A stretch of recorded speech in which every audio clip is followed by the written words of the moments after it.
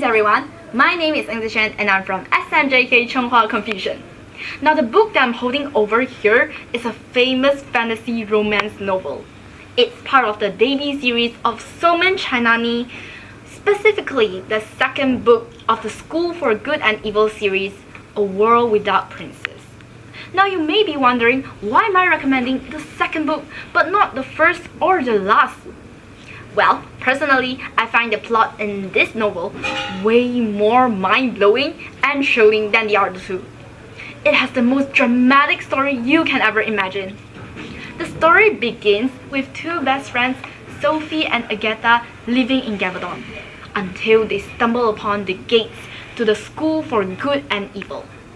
There, they encounter a complicated love relationship with Tedros.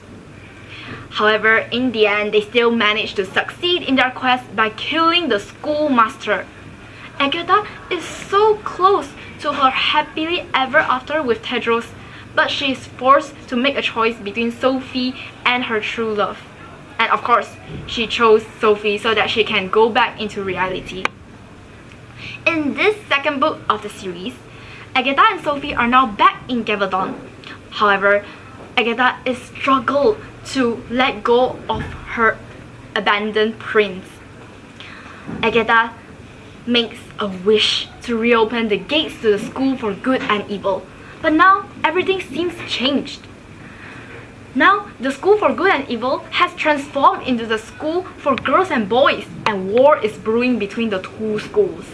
Tedros is determined to kill Sophie because he believes that she is a threat to their happily ever after, while Sophie refused to let go of Agatha. Agatha now faces an impossible choice: her best friend or the man she truly loves. Now it may seem strange, but the most exciting part about this novel is the struggle of Agatha in choosing between her best friend and the man she truly loves.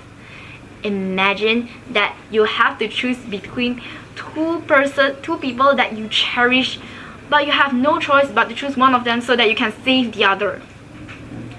It's highly relatable because we all may be forced to make such impossible decisions in our daily life.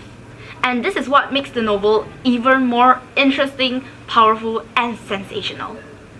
I personally love this book because it inspires me a lot.